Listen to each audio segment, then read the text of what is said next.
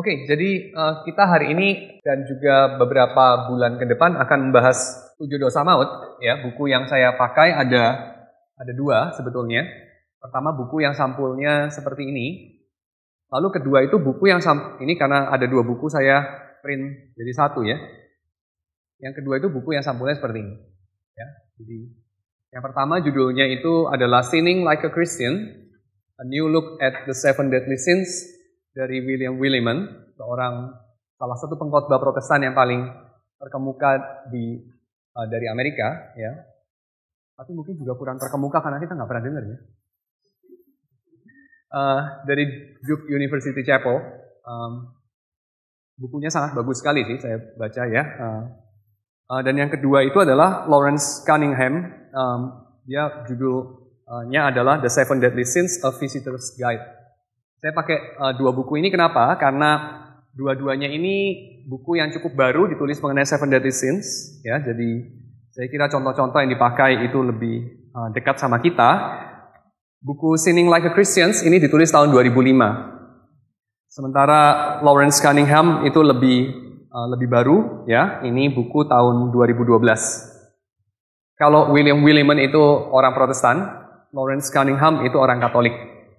Dan saya jumpai dalam pembahasannya ya 80% mirip, cuman Cunningham dia bahasnya lebih sederhana, ya, bukunya juga lebih tipis, saudara bisa lihat.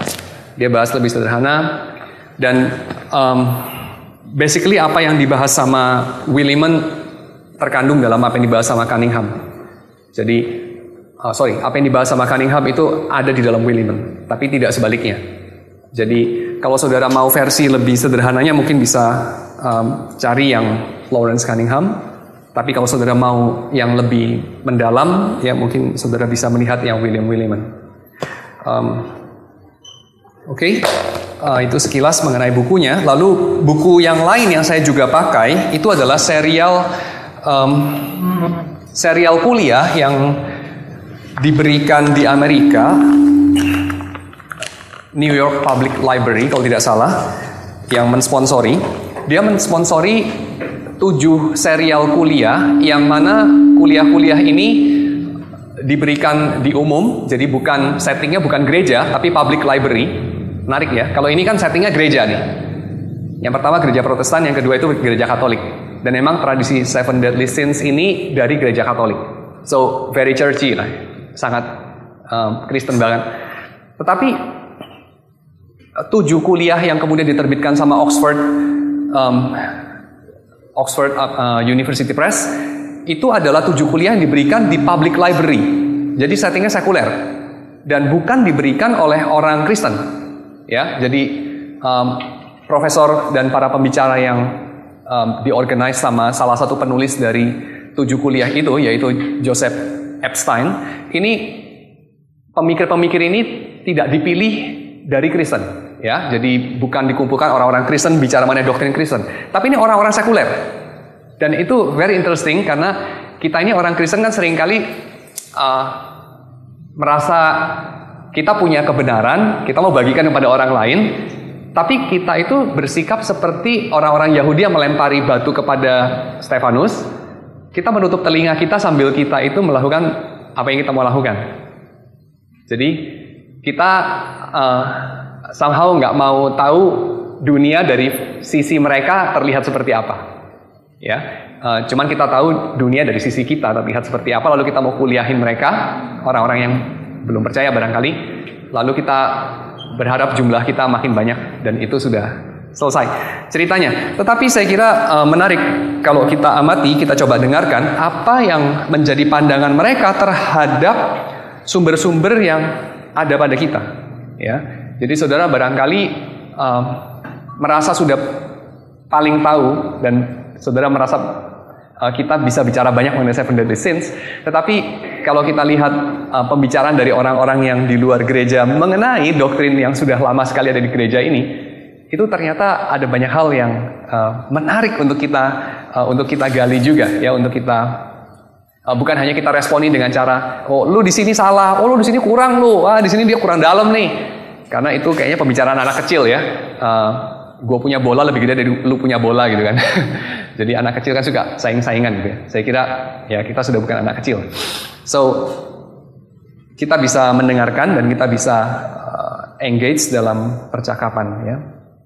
Jadi totalnya ada 9 buku yang saya pakai ya, yaitu 7 dari orang sekuler dan yang 2 ini dari orang dalam gereja ya. Selain daripada tentu saja sumber-sumber yang lain. Tapi kurikulum kita nanti dalam beberapa pertemuan kita ini, kita akan basically memakai 2 buku dari orang Kristen ini ya sebagai patokannya. Saya harap saudara bisa sembari baca bukunya. Jadi maksud saya harap bahannya saudara bisa dapatkan entah dengan mungkin beli Kindle-nya, mungkin boleh juga mau print. Saudara nanti bisa baca sebelum ikut kelasnya gitu. Kan kelasnya sebulan sekali, jadi saudara ada waktu 1 bulan untuk baca, gitu ya. Karena saya belum kasih lihat bukunya sampai hari ini, jadi saya kira pasti saudara belum baca juga, saya asumsikan ya. Jadi untuk pertemuan hari ini oke gitu. Tapi untuk pertemuan berikutnya kalau saudara baca dulu, saya percaya saudara kita bisa punya interaksi yang lebih kaya ya.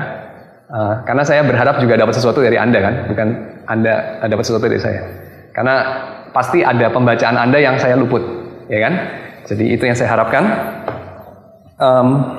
Oke, bahannya nggak susah ya. Ini sama sekali nggak susah. Ini sesuatu yang mudah untuk dibaca. Memang ditujukan untuk bukan orang teologi, tapi ditujukan untuk warga gereja yang tidak belajar teologi terlalu mendalam.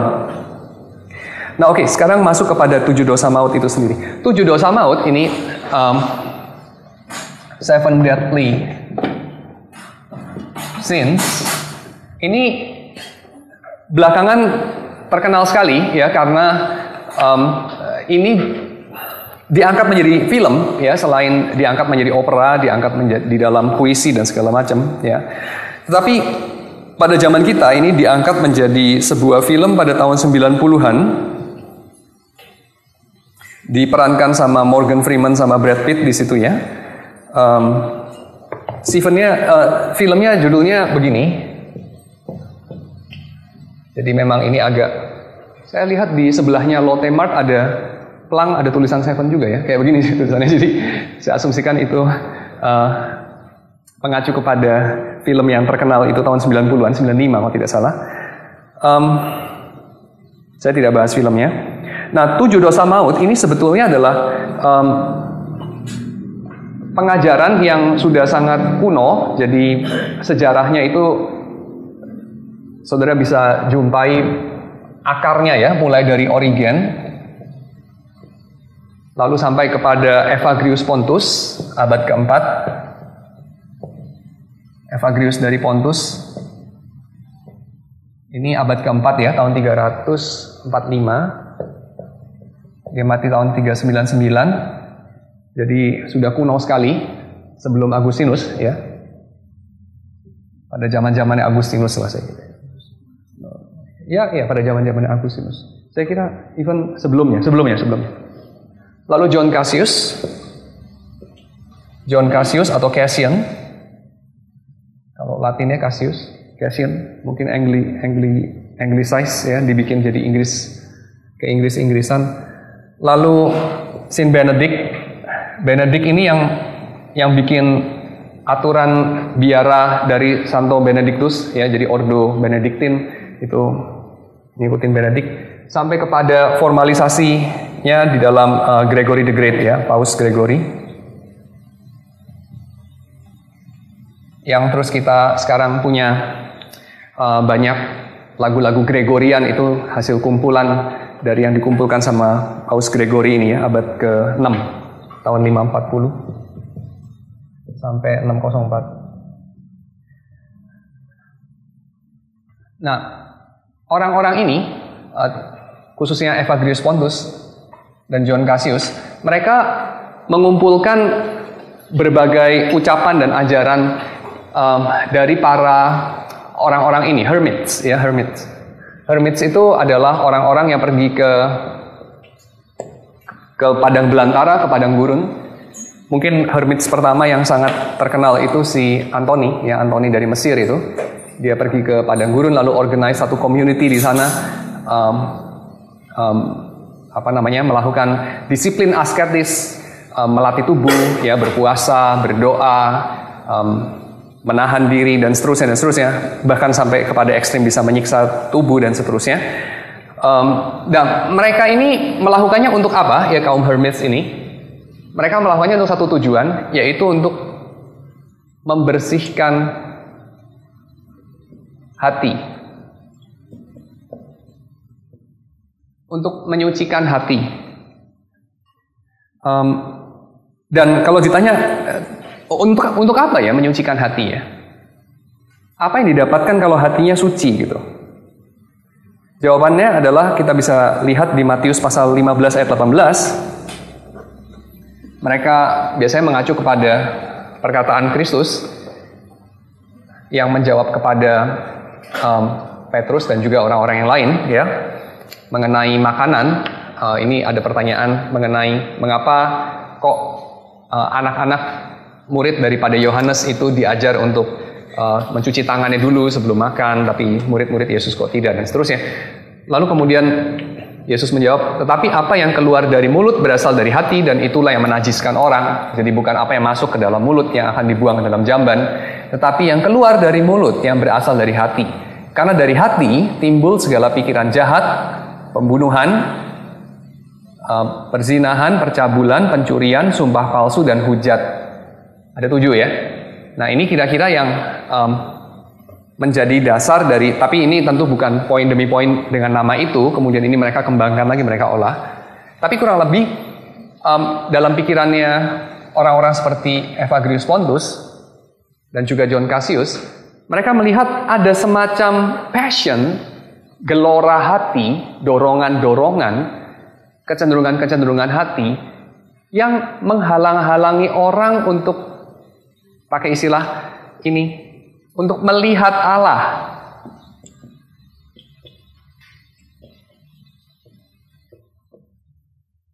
Ya. Jadi hati yang kotor itu menimbulkan manifestasi pikiran-pikiran yang jahat, menimbulkan pembunuhan, perzinahan, percabulan, pencurian, sumpah palsu, dan hujat, dan seterusnya. Nah, hati yang clouded ini, clouded sama apa? Clouded sama, kalau menurut John Cassius, clouded sama ada 8 passions di situ. Ya, nanti saya jelaskan 8 passions ini apa. Dan 8 passions ini menyebabkan kita tidak bisa berbahagia. Mereka kaitkan dengan sabda bahagia Yesus, ya. Berbahagialah mereka yang miskin, versinya Lukas, atau miskin di hadapan Allah, versinya Matius. Karena mereka yang mempunyai kerajaan surga, berbahagialah mereka yang lapar dan haus, berbahagialah mereka yang, dan seterusnya, dan seterusnya. Lalu akhirnya berbahagialah mereka yang suci hatinya. Karena yang suci hatinya akan melihat Allah. Dan kalau kita lihat sepanjang abad pertengahan, orang itu ikut Yesus, ujung-ujungnya mau ngapain? Kenapa ikut Yesus? Kenapa jadi Kristen? Kenapa melakukan disiplin rohani? Anda tahu nggak? Kalau di zaman kita, ya kalau di wawancara, lu ngapain ke gereja? Lu ngapain berdoa? Lu ngapain baca Alkitab? Kan beraneka ragam ya. Mulai dari yang paling ngaco seperti, ya gue susah dapat kerjaan, gue ke gereja harap-harap nanti Tuhan berkati gampang dapat kerjaan gitu kan. Ya mungkin juga dikabulkan lewat orang-orang di gereja yang bisa menyediakan lapangan kerja, bisa juga. Gue nggak ada teman, kesepian di rumah, ya ke gereja, ya oke. Bagus juga dong daripada ke diskotik cari teman kan. Teman-teman di gereja lebih baik, saya kira fine juga sih. Kesepian di rumah, ke gereja. Kurang kerjaan, sudah pensiun, nggak ada kerja, jadi ya bantu-bantu pelayanan di gereja. Ada kesibukan, nggak gangguin orang di rumah gitu ya. Ya fine, oke juga sih daripada bikin kriminal atau bikin yang gangguin hidup orang ke gereja pelayanan. Mungkin paling gangguin orang gereja, kan orang gereja mahal pengampun, so oke. Oke lah. So bukan ide buruk juga. Tetapi kalau kita tanya sebetul-betulnya tujuannya akhirnya apa gitu? Ngapain lo ikut Yesus? Ngapain coba? Apa yang paling menarik dari mengikut Kristus? Benar sih, kita pergi ke gereja, kita baca Alkitab, kita bisa dapat banyak hal kan ya? Dan itu legitimate lah ya, saya kira, not bad kan? Benar nggak? Nggak punya kerja jadi punya kerja ya kan? Hatinya gelisah, sekarang jadi tenang, bagus juga kan? Daripada minum Xanax setiap hari, minum Prozac ya, mendingan baca Alkitab kan, lebih nggak ada efek samping. Lalu apa ya? Suka marah-marah, sekarang jadi lebih tenang, nggak suka marah-marah, bagus juga kan?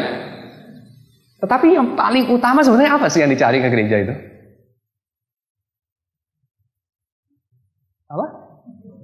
Apa? Selamat. Apa itu selamat?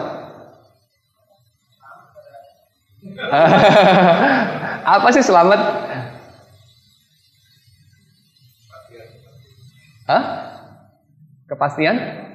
Kepastian selamat. Oke, nah ini intriguing, khususnya kalau kita sebagai orang Protestan. Karena kita sudah punya kepastian keselamatan dari iman kepada Yesus. Dan ini apa kaitannya dengan mengikut Yesus terus ya, pergi ke gereja, menjalani liturgi, sakramen dan seterusnya, menjadi kurang jelas kan? Menjadi seperti itu tambahan yang ya bagus lah lu ambil, tapi kayak minum vitamin C gitu. Lu minum do no harm, katanya baik, tapi nggak minum juga, ya well, maybe juga nggak apa-apa kan? So, ini saya tanya lagi kembali. Jadi ngapain sebetulnya? Ngapain melakukan disiplin rohani itu? Ngapain mengikut Tuhan dengan serius? Cari apa? Nah, orang medieval sangat clear mereka mau cari apa. Mereka mau cari ini, beatific vision. Melihat Allah.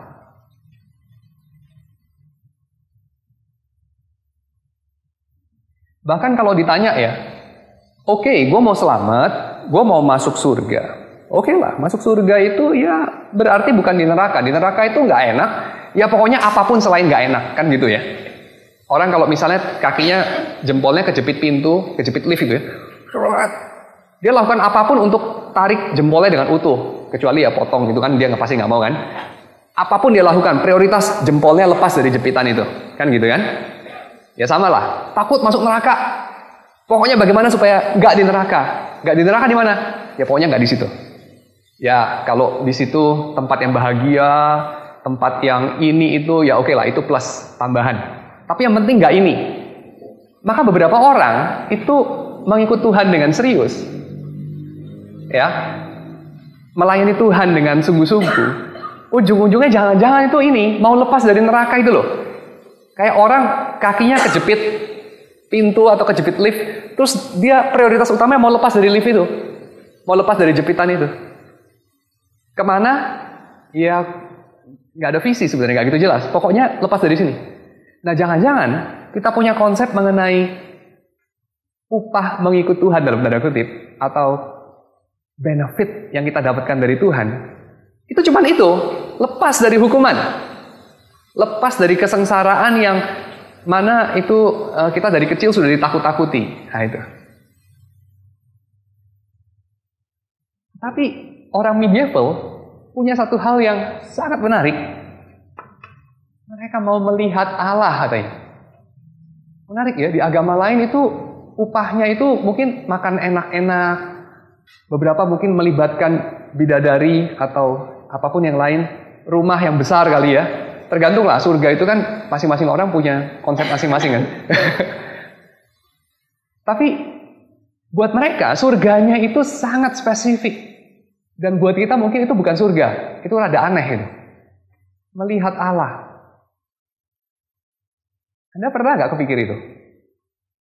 Gue tuh mau sungguh-sungguh ikut Tuhan. Gue mengorbankan segalanya. Gue mendisiplin diri gue menyangkal diri. Atau kalau secara orang Injili kita memahaminya, gue mendapat anugerah dari Tuhan nih. Dan gue paling bersyukur. Walaupun gue gak berbuat apa-apa yang setimpal dengan itu, well, ujungnya sama kan ya? Mau didapatkan dengan segala disiplin atau kita pahami sebagai, kita terima sebagai anugerah dari Tuhan. Tapi anugerah nanti ada buntutnya juga. Anugerah yang harus kita terima dengan penuh ucapan syukur, ya. Tapi ujungnya tetap ada kesungguhan kan ya, ada bagian kita kerjakan. Tapi ujungnya itu apa sih? Apa yang bikin kamu bersyukur? Apa yang kamu perjuangkan waktu mengikut Tuhan? Apa coba? Termasuk ini enggak? Sesuatu yang bagi orang medieval mereka rela untuk melakukan apapun untuk mendapat ini. Melihat Tuhan.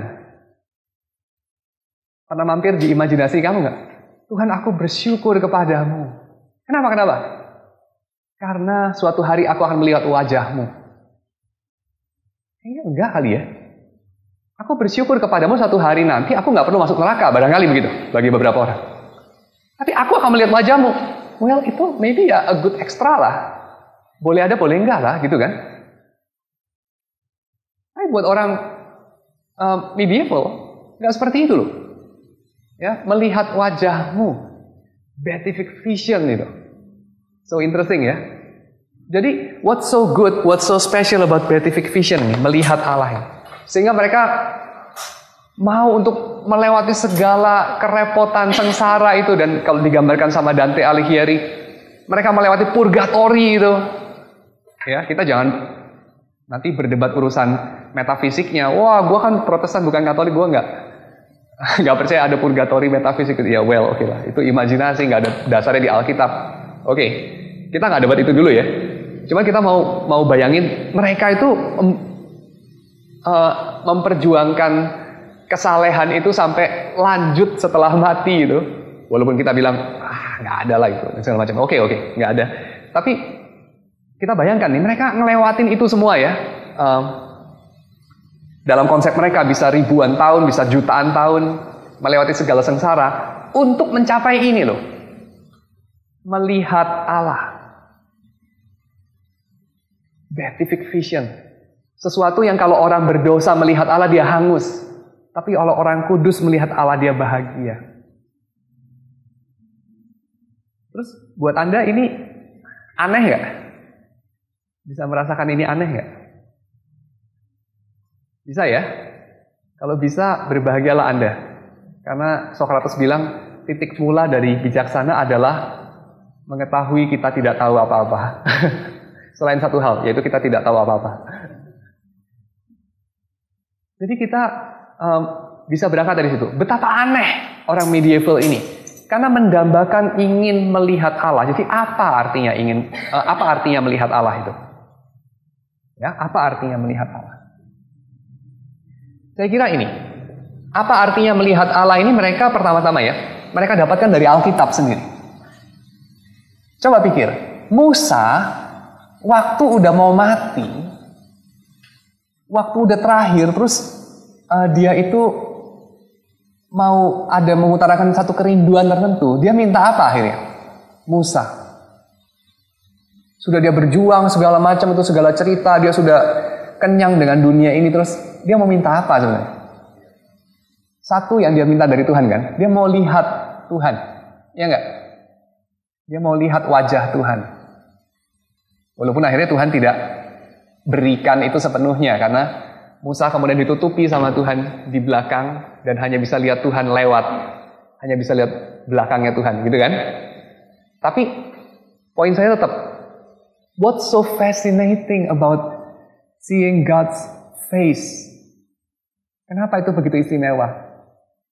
Karena nanti kita membahas mengenai dosa dan bagaimana kita berjuang melawan dosa, bagaimana kita memakai segala alat anugerah di dalam Kristus untuk kita sedapat mungkin itu dibersihkan Tuhan dari dosa, sesuatu yang bagi orang Katolik dilakukan sebelum pembenaran. Itu adalah, pembenaran adalah hasil akhirnya, tapi bagi orang Protestan pembenarannya sudah terjadi dulu. Tapi still, sanctification ini, jadi waktu membahas 7 dosa maut, kita sedang bicara mengenai proses sanctification ya dalam Ordo Salutis.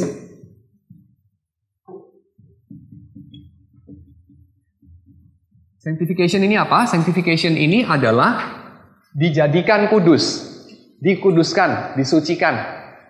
Ini berbeda dari justification. Justification itu apa? Justification dijadikan benar, pembenaran. Yang ini bersifat forensik, alias ini bersifat status hukum. Dari terdakwa menjadi tidak terdakwa. Itu justification.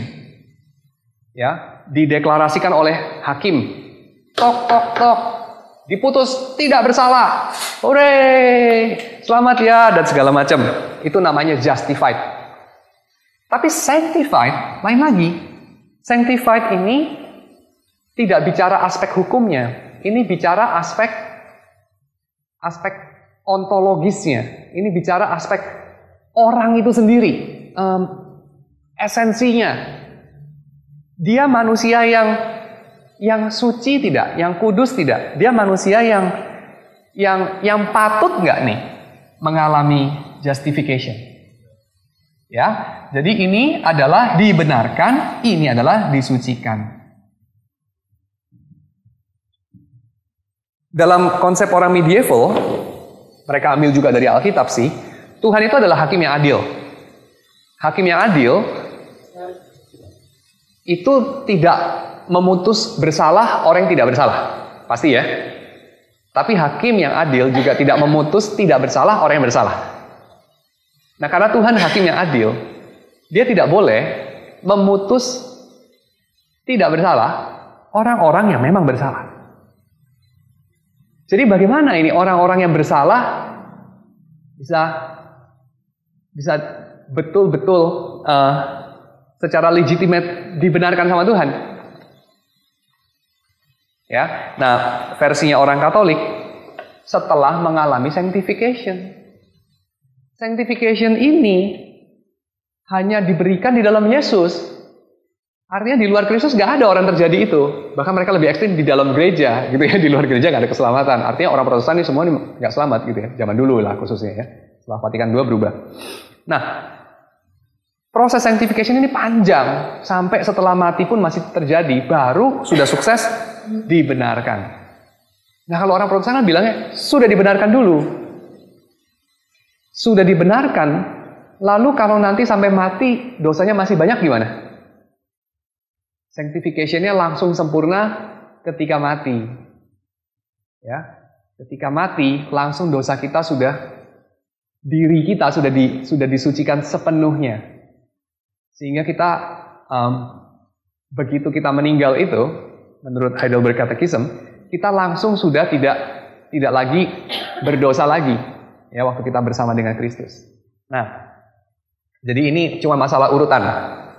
Masalah urutan, dan ketika orang Katolik taruh ini di depan, kemudian itu menjadi ruang untuk berkembang biak, ada banyak tahyul, dan segala ajaran-ajaran yang spekulatif, kata Calvin, yang tidak ada justifikasinya di dalam Alkitab.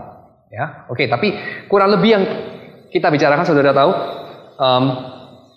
ini adalah bagian yang tidak terlepaskan daripada keselamatan. Kita jangan pikir keselamatan itu cuma ini, justification. Nah, ini saya kira kita sebagai orang Protestan atau orang Injili, apalagi orang Injili, kita sangat rentan sama ini loh. Salvation adalah justification. Justification adalah salvation. Di luar itu cuma embel-embel. Tapi even secara Protestan itu salah. Kenapa? Karena yang disebut salvation itu ya keseluruhan ordo salutis itu. That's salvation. Ya. Yang disebut salvation itu bukan sekedar kamu punya status hukum. Itu hanya satu sisi dari salvation. Ya, jadi kamu diselamatkan itu termasuk kamu diubahkan. Termasuk kamu sanctified. Tapi jangan kacau dengan ini. Loh, jadi ini syarat dong. Bukan syarat. Ya. Salvation-nya tidak ada syarat. Kenapa? Karena berdasarkan kemurahan Allah belaka. Gak ada syarat. Tapi, gak ada syarat bukan berarti gak ada sanctification. Karena, kalau gak ada sanctification, maka Allah menjadi hakim tidak adil pertama. Kedua, apa gunanya kamu diselamatkan? Karena kamu menjadi, kalau gak ada sanctification, hanya diselamatkan dari murka Allah. Tidak diselamatkan dari dosa. Kamu diselamatkan dari dosa apa dari murka Allah? Dari dua-duanya. Dari dua-duanya. Jangan salah nih. Tapi kita kalau memahami keselamatan, pokoknya Tuhan udah gak marah deh. Wah, kita memahaminya cuma justification. Jadi kita menyamakan justification sebagai salvation keseluruhan. Padahal bukan. Salvation itu satu paket tuh seluruhnya tuh. Mulai dari election, ya, predestination election, sampai kepada glorification, seluruhnya itu. Nah, oke, so kita bicara khususnya seven deadly sins, ini mengenai sanctification.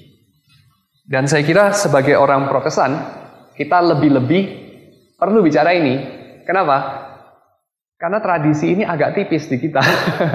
Agak tipis. Dan seringkali dipandang dengan curiga. Kenapa curiga? Langsung berbunyi. Keselamatan karena pekerjaan baik nih. Keselamatan karena pekerjaan baik. Oh ini good works nih, good works. Ya enggak lah, enggak harus begitu. Ya. Enggak harus begitu. Saudara bayangkan ini. Saya sering pakai metafor ini. Saudara bayangkan dosa itu kan sebagai kekurangan kemuliaan, sebagai ketidaksempurnaan, ya, sebagai defect, sebagai distorsi. Nah, bayangkan begini, seorang anak kecil, dia itu defect, dia tidak semulia seharusnya. Kenapa? Karena dia misalnya kakinya lumpuh, nggak bisa jalan. Nah, justification adalah ini, dia nggak bisa jalan, tapi dia tetap diakui sebagai anak. Ya, dia tidak bisa jalan tapi dia tetap adalah diperhitungkan sebagai anak dari bapaknya. Oke kan? Itu status ya. Tapi kemudian bapaknya mengatakan, "Karena kamu anak saya dan saya adalah dokter yang sangat bagus, saya mampu untuk bikin betul kaki kamu, saya akan bikin betul kaki kamu." Dan prosesnya barangkali kita bisa tambahkan, prosesnya menyakitkan. Lalu kemudian anaknya bilang, nggak usah deh kalau gitu, soalnya prosesnya menyakitkan sih. Dan lagi pula kaki saya nggak baik, nggak apa-apa kan? Yang penting saya itu sudah anak bapak, sudah selesai. Jadi dia adalah anak dari dokter yang bisa sembuhin kakinya. Ya, kalau mau lebih mirip lagi dengan cerita keselamatan, dia tadinya bukan anak bapak itu terus diadopsi gitu ya. Yang penting gue udah anak lu, sudah cukup, selesai buat gue. Yang penting status gue sudah berubah menjadi anak lu. Tapi bapak itu kemudian akan bilang apa? Loh, rencana gue buat lu adalah bikin gue jadi anak gue yang sepenuhnya anak yang sehat. Tapi kita menolak. Dengan alasan apa? Yang saya inginkan cuma sekedar saya menjadi anak Allah. Titik. Ya. Tapi segala paket yang menyertai itu kita nggak mau. Nah, ini ada beberapa kesalahan dalam pola pikir ini. Pertama, kita pikir pilihannya ada di tangan kita. Kita pikir kita kayak ikut tour gitu ya. Terus kita pikir Tuhan itu tour guide atau ini perusahaan tour itu ya. Kasih kita pilihan, lu mau ikut sampai ke Moskow nggak? Kalau nggak mau ya udah nggak apa-apa, nanti kurang dikit biayanya gitu ya. Kita pikir gitu, kita bisa pilih-pilih gitu. Padahal kita orang Protestan loh, yang percaya predestinasi, election dan segala macam itu kan. Tuhan berdaulat itu. Saya nggak bilang orang Katolik nggak percaya Tuhan berdaulat. Cuman intinya kita kan membanggakan diri sebagai menekankan itu, ya kan? Tuhan berdaulat, teosentris, dia menetapkan segalanya, dia itu raja, kita hanya rakyat saja. Tapi kita malah punya mindset, oh iya gue mau ikut Tuhan sampai segini aja. Sungguh lucu ya. Padahal dia itu mau menyelamatkan kita. Tapi concern kita, gua kagak mau masuk neraka, gua kagak mau dimarahin. Jadi Tuhan udah gak marah kan, gak apa-apa lah, gue tetap berdosa. Itu gua gak keberatan, gue tetap berdosa. Kan jadi seperti itu, aneh sekali. Aneh sekali. Ya. So, 7 dosa maut ini bicara bagaimana para bapak-bapak padang gurun itu bergulat dengan 8 passions ini. Tidak semuanya itu mereka daftarnya itu tidak semuanya adalah mereka betul-betul bisa justify ke dalam ayat Alkitabnya ya, penggaliannya barangkali spekulatif dan segala macam. Ya tapi di luar itu yang mereka inginkan adalah mereka menganalisa. Jadi bapak-bapak padang pasir ini kita bisa mengerti sebagai begini. Psikolog Kristen atau konselor Kristen yang mula-mula lah kurang lebih. Karena karya-karya mereka itu sekarang banyak juga digali oleh orang-orang selain historian, ya, selain orang-orang Kristen juga, tetapi juga banyak digali sama orang-orang yang ingin dapat insight mengenai psikologi manusia. Karena mereka ini dengan cara yang barangkali ya aneh lah buat telinga orang modern, tetapi kalau kita bisa melewati segala keanehan itu ya, dan kita sampai kepada intinya yang mereka mau ngomong, mereka kasih kita banyak insight, karena mereka sangat paham bagaimana jiwa manusia itu bekerja rupanya. Ya. So, saya kira kalau kita ngomong melulu dari kacamata exegetical, ya, ini 8 passions ini, spekulasi lah, biblical ground-nya nggak kuat ini dan segala macam. Seperti yang memang dilakukan sama banyak bapak-bapak reformasi. Ya. Para reformator ini by the way, memandang curiga juga terhadap ajaran Katolik mengenai seven deadly sins ini ya, dan segala macam. Mereka memandang curiga loh. Ya. Karena apa? Karena pendasaran Alkitabnya ini kurang oke, ya, banyak spekulasi dan segala macam. So, 8 passions dan segala macam ini kita letakkan di mana? Saya kira di sini. Ini adalah analisa psikologi. Analisa psikologi. So, kalau tidak ada dasar Alkitabnya yang eksplisit, oke tidak? Saya tanya, kamu kalau bikin analisa mengenai struktur gedung, ada dasar Alkitabnya yang spesifik nggak? Ayatnya di mana tuh? Yang panjangnya mesti lebarnya segini dan panjangnya segitu, tingginya. Nggak ada kan? Kedokteran, teknik sipil, teknik kimia, ada nggak ayatnya di mana gitu? Ya ada, adanya kasihilah sesama manusia seperti dirimu sendiri, ada sih. Ya. Cuman yang spesifik kan nggak ada ya. So ini di sini saya pikir letaknya. Jadi 8 passions ini, saudara jangan pikir, wah ini memang dari Alkitab. Mereka memang mengesankan begitu, tapi saya kira para reformator betul ini ada banyak spekulasi. Tapi sampai titik ini mungkin Anda mulai berpikir, nah, ngapain dibahas, ini kan PA. Spekulasi dibahas, abad pertengahan kita sudah reformasi membahas gitu, balik lagi mundur gimana sih ini ya. Tapi saya akan mengutarakan begini. Kita bisa salvage ini. Ya, kita bisa salvage ini, tradisi yang panjang ini, atas beberapa dasar saya lakukan ini. Pertama, kita bertanya, apakah Tuhan itu tidur selama 1500 tahun? Dia lalai menjaga domba-dombanya itu. Selama 1500 tahun sebelum reformasi itu. Ya apa tidak? Ya enggak lah, Tuhan tidak pernah tidur kan. Apa Tuhan lalai itu kasih providensia kepada umatnya sampai mereka digembalakan sama yang Luther bilang beraknya setan itu. Ya, Luther itu kata-katanya kasar bener ya. Itu para imam tuh beraknya setan katanya. Ya enggak lah ya. Ya enggak lah, Tuhan tidak tidur lah. Tuhan tidak membiarkan gerejanya ada di tangan orang-orang yang walaupun dalam berbagai penyimpangannya, kemudian sama sekali Tuhan tidak turut campur. Tidak, saya percaya tidak. Artinya, ada anugerah umum di sini, ada common grace di sini,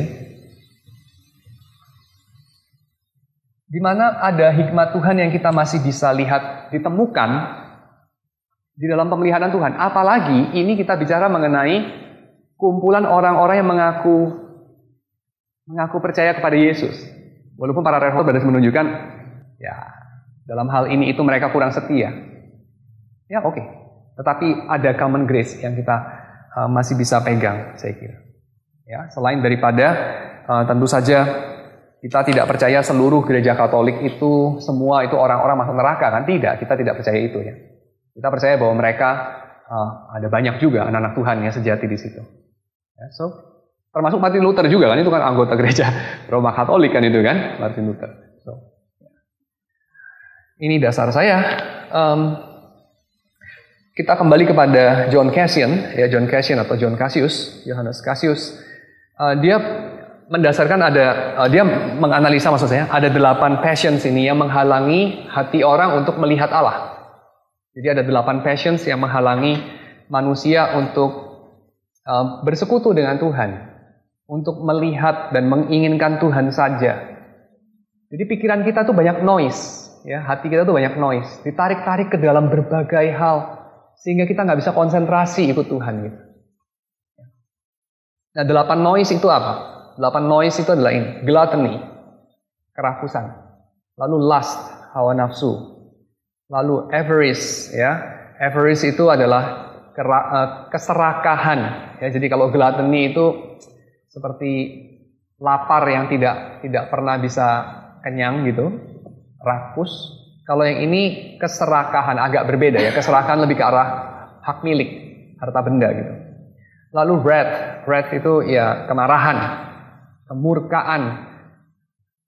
Lalu kamu bilang, ya Yesus kan juga pernah marah kan? Ya benar, tapi ini jenis kemarahan yang gak sama dengan Yesus, karena ini jenis kemarahan yang ingin orang yang dimarahi mati saja atau hancur.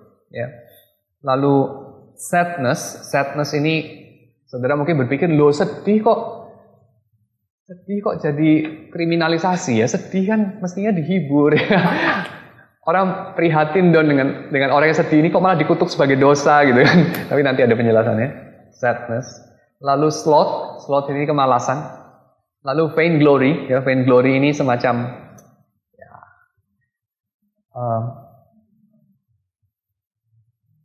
kebanggaan diri lah begitu ya. Suka pamer gitu ya, suka orang itu memuji-muji dia gitu. Lalu pride, ya.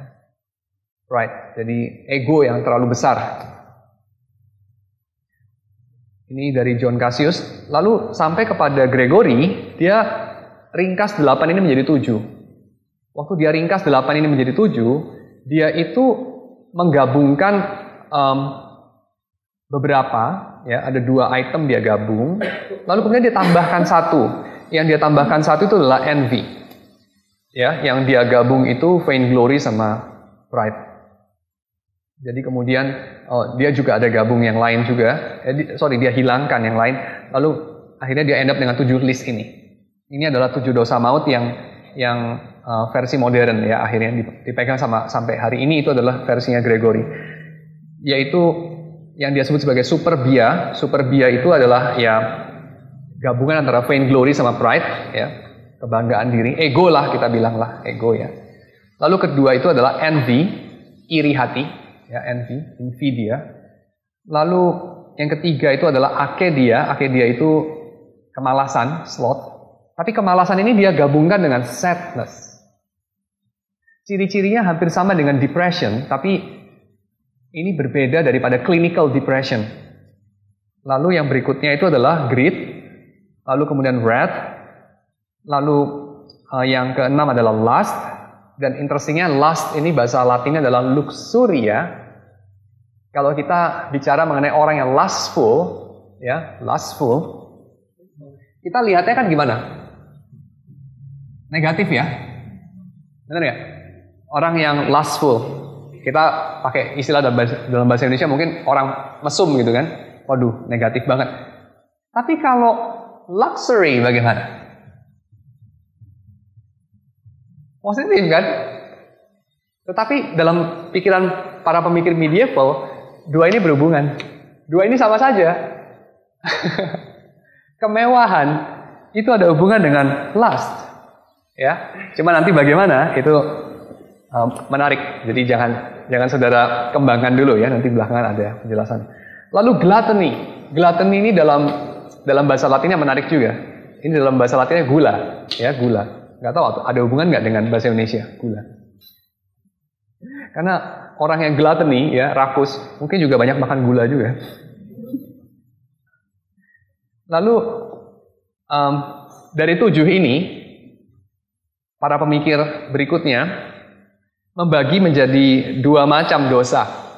Ya, jadi mereka bagi ada sebagian dosa, itu mereka sebut sebagai dosa yang hangat. Dosa yang hangat itu adalah dosa yang kayak binatang. Jadi mereka bilang manusia itu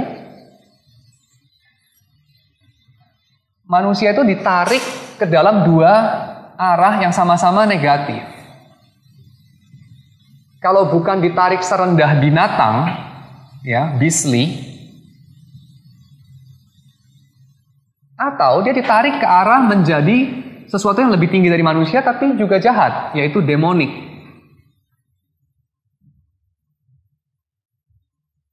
Kamu pilih mana? Merosot terendah binatang atau naik jadi selihai iblis? Nah, dua-duanya negatif ya. Kalau orang ngomong dia itu pinternya kayak apa? Itu jarang ngomong. Dia pinternya kayak sapi, jarang ya. Orang itu bilang dia pinternya kayak setan gitu kan. Saking pinternya sampai kayak setan gitu. Karena setan memang lebih pintar dari orang gitu kan. Jadi kalau kita bilang kayak setan, itu agak naik loh. Kalau kita bilang kayak binatang agak turun. Jadi kalau agak naik itu kamu jangan keburu senang dulu. Tergantung naiknya kemana. Nah, dosa ini kemudian dia bagi dua. Dosa yang hangat itu dosa yang menjadi ciri kita itu waktu melawan Tuhan, kita merosot kayak binatang. Ya, ini worm sin, worm sins. Ada 3 worm sins. Yang pertama itu adalah kemarahan. Binatang itu kalau marah kan dia bisa berantem sampai mati. Padahal dia rugi ya.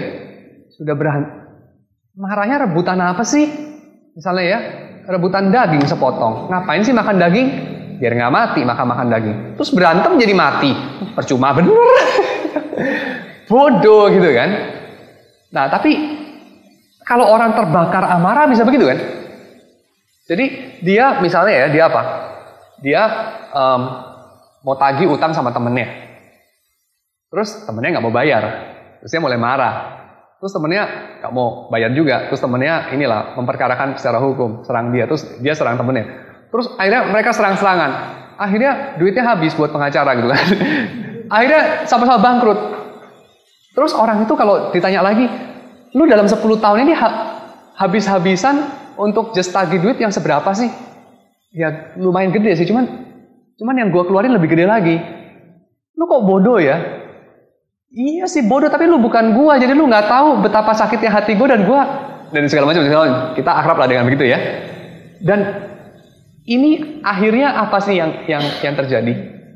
Yang terjadi adalah manusia merosot menjadi seperti binatang. Karena binatang kan juga gitu kan. Anjing sama anjing rebutan daging. Kenapa lu rebutan daging itu? Karena kalau gue nggak makan, gue jadi lapar. Kalau gue keseringan nggak makan, jadi mati. Oke, jadi lu perlu berantem, ada justification. Tapi perlu nggak berantem saya mati? Nggak perlu lah, soalnya lu berantemnya demi makan, dan lu makan demi hidup. Tapi demi makan lu mati, ngapain lu berantem? Tapi lihat mereka lakukan. Kenapa? Karena mereka anjing. Lah kita orang, masa kayak anjing? Tapi kita beastly di dalam sin ini. Nah itulah ya, beastly. Ada dosa yang beastly, hewani. Yang kedua, gluttony. Gluttony ini juga beastly. Binatang tuh bisa makan dan makan dan makan sampai mati. Ikan tuh ya, kasih makan ikan itu di tempat bungkusnya kan ada tulisan kan. Kasih yang secukupnya sampai dia bisa habisin dalam 5 menit gitu kan ya. Tapi anak saya kadang-kadang kasih makan ikan, wah 1 sendok dulu. Kasih makan banyak-banyak gitu kan. Wah nanti pasti buru-buru diberesin. Soalnya enggak, kenapa? Ikan tuh makan terus. Kalau dia udah makan terus, perutnya udah penuh, mati dia. Dia makan saya mati. Dan bukan cuma ikan loh, ada banyak. Saya dulu kecil pernah pelihara Artemia salina, itu udang-udang kecil dari Lake Superior. Kalau paling panjang juga 1 cm. Itu udang kasih makannya pakai algae, ya, chlorella atau pakai segala macam. Lalu kalau algenya terlalu banyak, itu udang mati. Tahu nggak matinya? Bukan mati kelaparan. Bukan mati kekenyangan, mati kelaparan. Aneh kan? Karena ususnya lurus banget tuh udang. Kalau dia makan terus, maka itu makanan cuma lewat dia punya gastrik itu dan nggak pernah diserap. Jadi itu udang kalau kebanyakan makan mati karena kurang gizi. So weird ya. Bulimia dia. Aduh, aneh bener. Ya, tapi kurang lebih begitu. Kita itu dalam gluttony, kita merosot kayak binatang. Tapi kita juga pikir ini terjadi loh, real. Kita seringkali kalau di pesta ada makanan banyak, terus kita bilang apa? Wah ini, kamu meracuni saya karena saya mau nggak mau harus makan. Lu kok bisa mau nggak mau? Kamu kan manusia, bukan udang atau ikan kan? Nah itu kurang lebih. Dosa yang ketiga, yang beastly, ya tentu Anda tahu, hawa nafsu, ya, lust. Itu juga beastly. Kenapa? Karena kita jadi merosot seperti binatang juga. Ya, orang yang lustful itu merosot seperti binatang.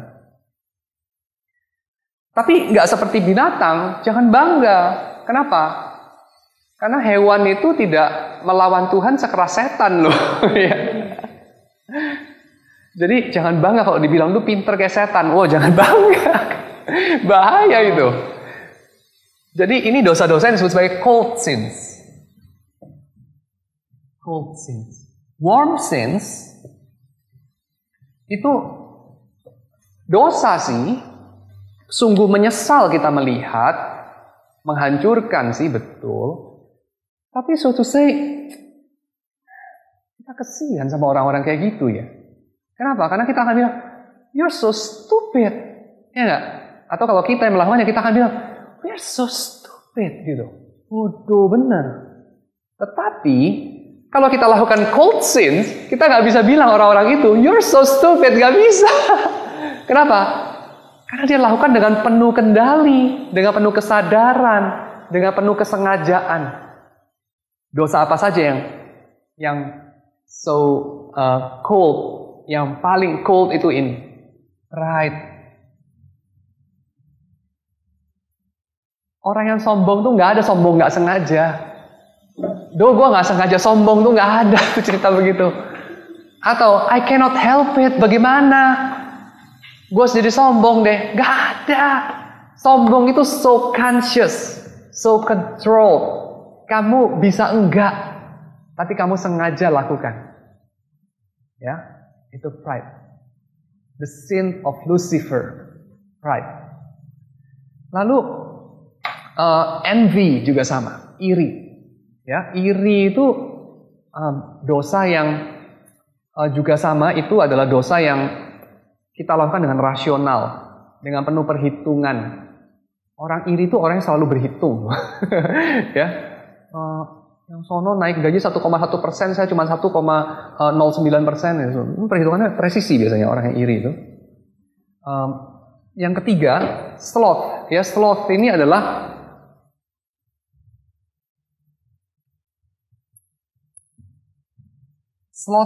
bukan cuma sekedar malas yang saudara 3 menit pertama baru bangun tidur terus malas-malas mau bangun itu. Nggak langsung disebut sloth sih. Sloth ini lebih kronis sifatnya. Nanti kita bulan-bulan mendatang akan jelaskan lebih jelas mengenai ini. Ini adalah sejenis sikap terhadap kehidupan yang sudah apatis secara kronis sehingga tidak melihat alasan untuk memperbaiki diri atau memperbaiki lingkungan atau melakukan apapun. Karena apatisnya sloth. Ya. Gak akan bisa baik lah, sudahlah.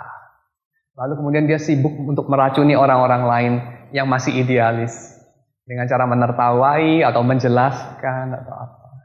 Ya. Ini dosanya orang-orang tua, saudara bisa sadari ya. Waktu kita muda kita binatang, makin tua kita makin kayak setan.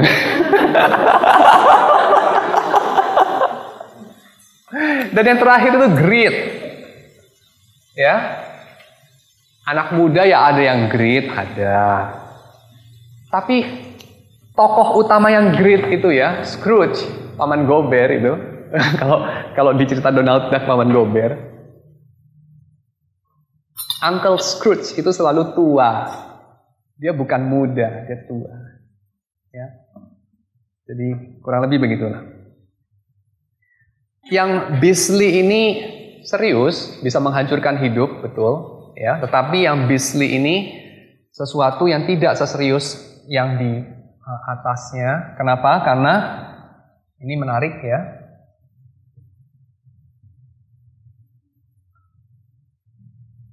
Komentar daripada William Williman, dia mengatakan, what spirit unable to cope with decaying of the flesh would.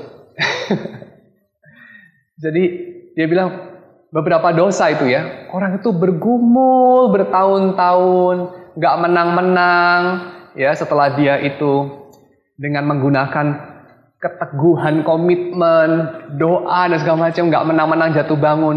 Tapi akhirnya satu hari dia mendapati dia lebih mudah bergumul sama dosa-dosa semacam itu. Ya, beastly sins ini. Kenapa? Karena udah makin tua. Contohnya apa? Williman bilang yang paling gampang contohnya. Lust, dia bilang. Ya, hawa nafsu. Anak-anak muda belasan tahun, itu bergumul jelas-jelas lebih berat daripada orang yang sudah mau mati umur 95 benernya. Ya, anak muda umur gitu, lihat cewek pakai baju kurang-kurang dikit, sama kakek-kakek udah umur cepek, udah bawa tanah ya, ngeliat aja udah gak kelihatan, ya kan? Ya pergumulannya beda lah. Bukan berarti si kakek itu nggak bisa jatuh, bisa. Tapi si kakek itu bisa jatuh lebih gampang untuk dosa-dosa yang ini. Ya enggak? Orang tuh mati kan dari kaki naik ke atas gitu. Jadi sampai tua itu, makin tua, dia makin peka itu dosanya itu pride, greed, envy, sloth. Ya. Dan dia bilang, wah lu anak muda ya, nonton film porno melulu. Iya lu kayak udah gak bisa kayak. Jangan ngiri lu kayak gitu. Udah kakek-kakek gitu kan. Lu bisanya ngiri doang gitu. So envy. So ini ya, warm sama cold sins. Semuanya ini interesting ya. Williman katakan ini bukan dosa besar. Ini bukan dosa besar. Jadi kenapa dibilang 7 deadly sins? Kenapa dibilang 7 deadly sins? Bukan karena in itself they are great sins. No. Tapi they are cardinal sins. Jadi istilah deadly di situ ini rada misleading. Ini memang istilah yang karena populer sih ya. Salah satunya ya mungkin kenapa ini lengket di kepala saya, karena saya juga pakainya 7 Deadly Sins, karena judul film itu ya, dipakai di film itu. Tetapi istilah deadly ini sebenarnya kurang cocok. Istilah yang dipakai di dalam bahasa Latin ya, oleh para pemikir medieval adalah cardinal. Cardinal ini dari kata kaput. Kaput itu artinya apa? Kaput itu artinya head, kepala. Jadi ini adalah boleh dikatakan dosa yang serius karena dia melahirkan dosa-dosa lain. Dirinya sendiri, interestingnya, sesuatu yang sangat keseharian. Sesuatu yang bukan monster-monster seperti Hitler yang jatuh, kurang lebih gitulah. Tapi yang jatuh tuh Anda dan saya. Gitu. Orang-orang biasa. Ini dosa-dosa ordinary. Petty, trivia, ya sampai-sampai orang modern bilang, aduh orang abad pertengahan tuh nggak ada internet sih kurang kerjaan, mikirin hal-hal kecil, ya mereka bangga ini kemana hal penting, tetapi wisdomnya di sini, ini memang kecil, ini trivia barangkali, sesuatu yang so ordinary everyday, tetapi dari sini muncul sesuatu yang mematikan. Jadi musuh jiwa kita itu bukan dosa spektakuler. 7 deadly sins ini ada nggak? Murder. Yang 10 perintah Allah bilang kan, jangan membunuh kan? Ada nggak di sini jangan membunuh atau dosa membunuh? Nggak ada loh. Tetapi yang ada di sini itu semua bisa mendorong kita pada ujungnya itu membunuh, pada ujungnya merampok, pada ujungnya dan seterusnya, dan pada ujungnya tidak melihat Allah. Ya, jadi sesuatu yang kecil-kecil ini pada akhirnya serius. Pertanyaan penting. Jadi 7 dosa maut ini memang ada hubungan dengan culture. pada akhirnya nanti yang disebut 7 dosa maut ini bukan, kita sebagai orang Protestan khususnya ya, kita bukan mau kayak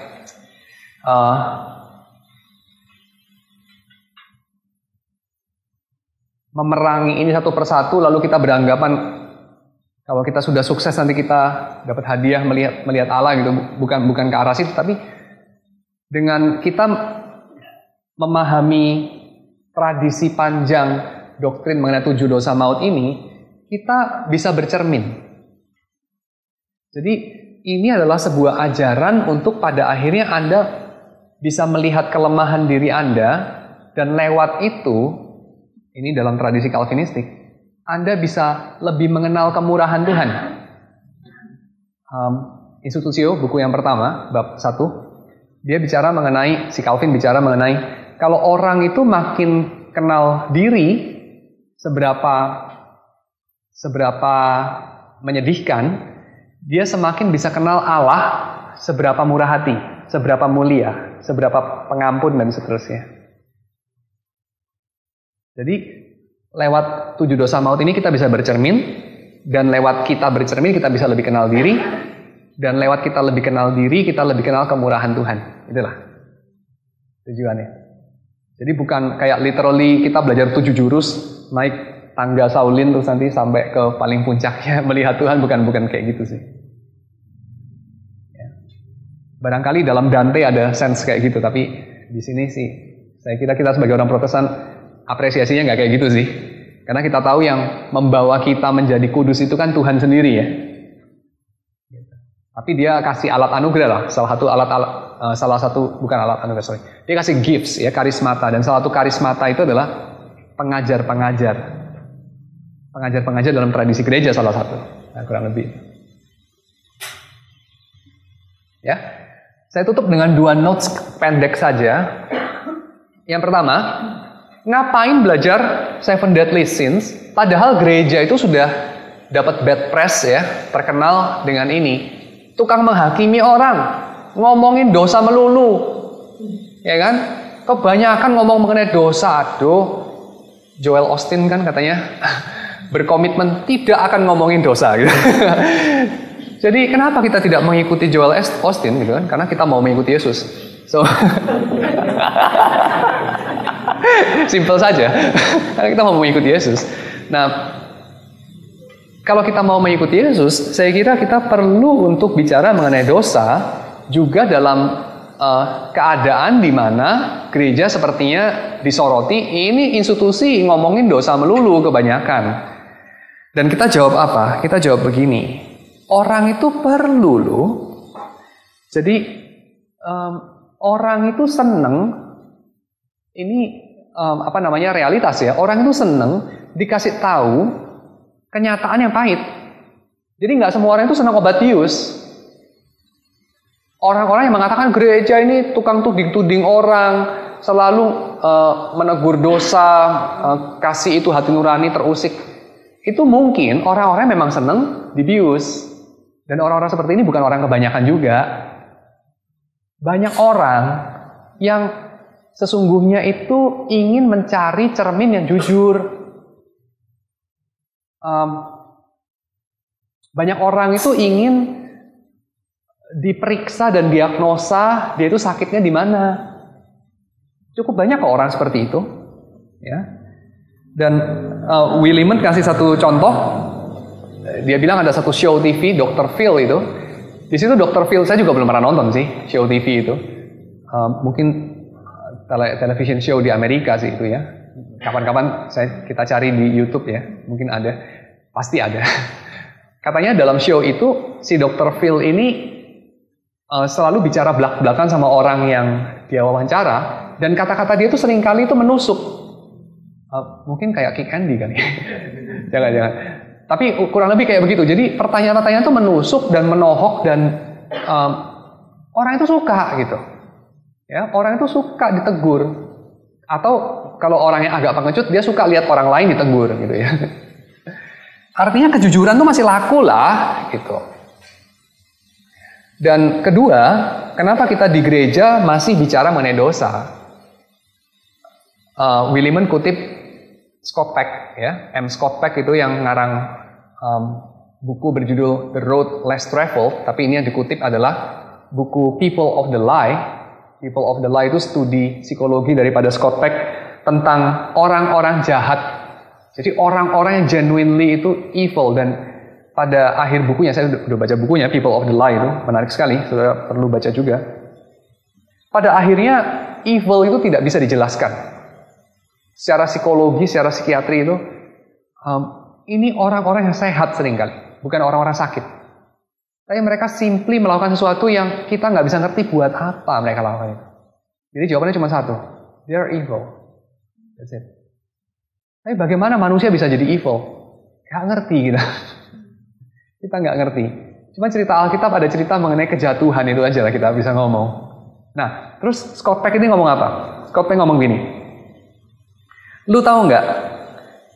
Kalau kamu mau ketemu orang-orang yang genuinely evil, ya, kamu pengen ketemu itu ya, kamu tahu nggak kamu harus cari di mana? Cari di gereja, dia bilang. Cari di sinagog. Dan Scott Peck ini tadinya orang ateis. Ya. Artinya ini bukan orang di luar gereja, tadinya dia orang ateis memang, tapi dia kemudian jadi orang Kristen. Ini adalah orang yang ngerti manusia di luar gereja dan di dalam gereja. Dan dia memahami betul secara realistis. Gereja itu menarik. Bukan hanya bagi orang-orang yang kemudian jadi orang baik, ya, anak-anak Tuhan. Tapi juga menarik bagi orang-orang jahat loh. Maka saya kira tidak heran kita ini, karena kita kan juga dengar Yesus mengatakan, ada lalang tumbuh di antara gandum, ada kambing yang tinggal di tengah-tengah domba, even serigala di tengah-tengah domba. Maka saya suka heran dengan orang yang heran, dengan orang yang kaget, bahwa di gereja itu kok ada orang jahat. Saya kira itu nggak mengherankan sama sekali. Mungkin kurang baca Alkitab kali. Makanya kok heran gitu. Nggak heran lah, ya pastilah. Anda ketemu orang jahat itu bukan cuma di penjara atau di diskotik, tapi of course juga di gereja. Ya, it is the nature of evil to hide among the good, kata Scott Peck. Saya kira ini benar sekali. Dan kalau kita tanya ya, beberapa dosa itu specifically tadi Santo ada bilang mengenai kebudayaan, tapi saya mau mengangkat mengenai kumpulan orang atau mengenai profesi. Dosa-dosa tertentu itu appealing buat profesi tertentu. Kenapa? Karena itu memfasilitasi. Dan kalau kita tanya, loh, di gereja dosa apa? Ya, di gereja dosa apa? Ya, saya kira kita nggak perlu jauh-jauh melihat dosa apa. Dosa yang mana kira-kira? Kalau business sins, ya ada, pasti ada lah ya. Anda ketemu orang di gereja suka marah-marah, pukulin istrinya, ada. Orang yang suka rakus-rakus, makan-makan, oh malah sering kelihatan. Atau yang obses dengan makanan dengan cara lain ya, menguruskan diri dan segala macam. Atau lust, pasti ada. Tetapi biasanya disembunyikan, tidak publik. Apalagi lust ya, biasanya ini kan nggak publik ya. Karena memalukan gitu kan. Atau envy itu juga nggak publik itu ya. Masa orang pengumuman, gua tuh orang yang penuh iri hati. Waduh, nggak berbangganya sama sekali kan. Pasti nggak pengumuman. Dari private itu ya. Tetapi, tentu saja kalau kita ketemu dengan orang yang bergumul dengan pride di gereja, itu kita tentu saja nggak perlu heran dong. Dengan envy, dengan sloth, dan dengan greed. Nggak perlu heran. Ya. Dan ini beberapa alasan mengapa kita membahas mengenai 7 deadly sins. Selain daripada manifestasi yang lain lagi yang saya kira juga relevan dalam komunitas kita, yaitu rasisme. Rasisme. Melihat orang berdasarkan rasnya. Ya. Oh, dia orang ini gitu ya. Apalah ya, Cina Medan lah. Cina Jawa lah atau whatever lah ya. orang Papua lah atau whatever. Jadi kita itu tidak melihat orang itu sebagai orang itu, tapi kita melihat orang berdasarkan status. Ya, kayak kita bilang ini pasti kamera bagus, soalnya bikinan Jerman. Orang Jerman bisa bikin barang jelek loh. Ya, ini pasti kamera jelek, bikinan Cina. Orang Cina bisa bikin barang bagus loh. Jangan rasis gitu. Kayak kurang lebih gitu. Oke, itu saja saya kira. Ada pertanyaan yang lain?